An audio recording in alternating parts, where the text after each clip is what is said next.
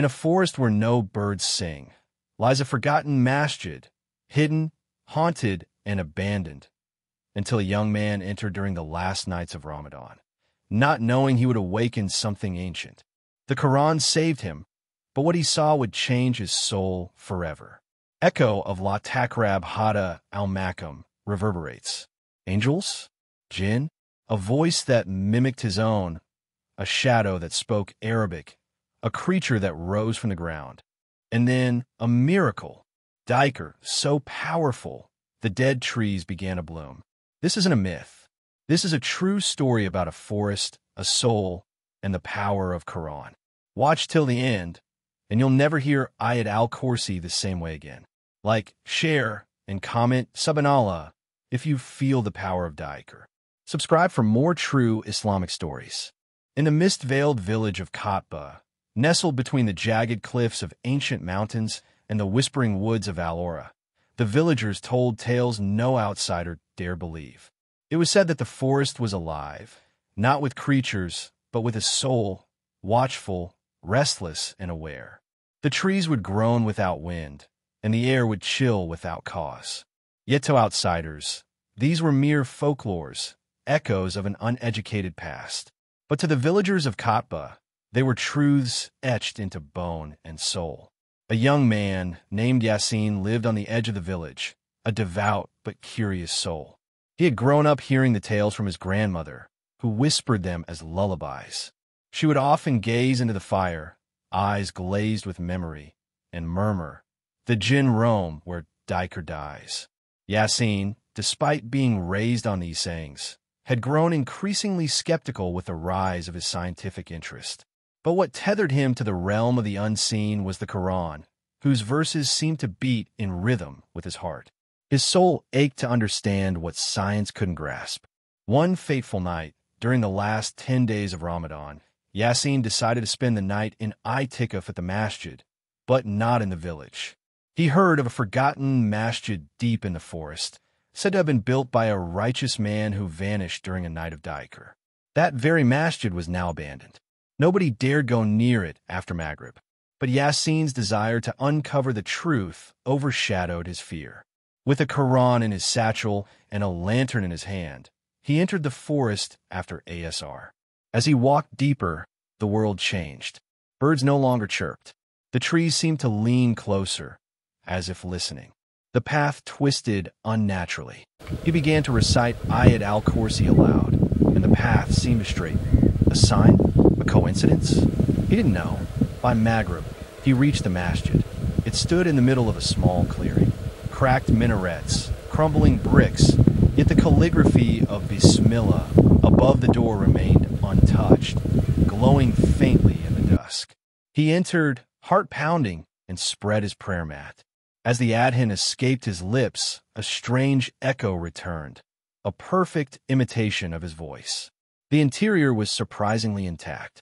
A dusty mihrab, an old minbar, and a strange scent, neither foul nor pleasant, but ancient. He prayed Maghrib, then sat to read Qur'an. As he recited Surah al-Baqarah, a wind blew inside the masjid, though all windows were closed. The lantern flickered. Suddenly, a whisper, La takrab hada al-Makam. He turned. No one. He recited louder. The whisper faded, but from the corner of his eye, he saw movement, a shadow that didn't match any form. He remembered his grandmother's words. He placed his right hand on his chest and continued, Wa ilahukum ilahan wahid.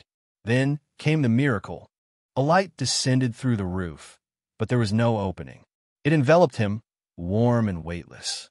In that moment, he heard voices, not whispers, but dhikr. The masjid, empty just seconds ago, was filled with beings cloaked in nur, rows upon rows, praying silently. Jinn? Angels? He couldn't say, but their focus was absolute. Then they turned their faces toward him, and in unison, they said, You are not called to see us, but to remember him. The light vanished. He collapsed. When he awoke, the forest was silent again. Far light seeped through the trees. His body was covered in dew, but his soul burned like fire. He walked back to the village, speechless. He told no one for days, but he began to change. His prayer deepened. He cried during sajda. He walked with humility, and he recited Quran wherever he went. Then the villagers noticed something eerie. Wherever Yasin recited, the dead trees in the forest began to bloom. Flowers no one had seen for decades blossomed along his path. Curious, the imam invited him to recite in the masjid. As Yasin read Surah Rahman, the walls of the masjid trembled lightly, as if weeping. An old man fainted from the beauty of it. Something unexplainable had begun, but peace never comes unchallenged. One night, Yasin was visited by a stranger, a veiled man who stood outside his window just before Tahajjud. "You have seen what was meant to stay unseen," he said. "Then why was I shown?" Yasin asked. "Because he willed it," the man replied. "But others do not wish his will to manifest." That night, Yasin had a dream. He stood before a great mountain. Atop it sat a dark figure, wreathed in shadows. A voice said, "To protect the light, you must ascend." The next day, he went to the same forest, but now the trees bled sap like tears.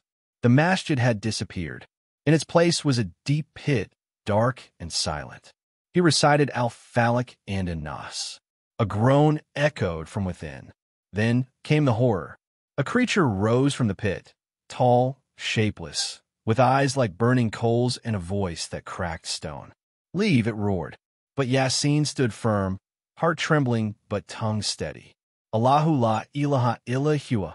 With each verse, the creature shrank.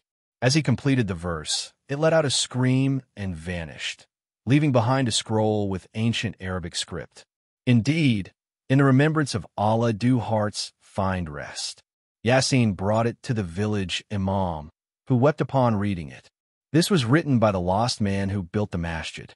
You were sent to complete his dhikr. Yasin never returned to the forest, but he became a teacher. He never spoke of the jinn, or the light, or the creature. He only taught Quran. But those who listened said that when he recited, they heard voices reciting with him from beyond in harmony. And sometimes, when the moon was hidden and the air was still, the villagers would see a faint light deep in the forest, flickering like a lantern, and the sound of dhikr echoing through the trees. No one dared enter, but they all believed, because the jinn roam where dhikr dies, and miracles blossom where it is reborn.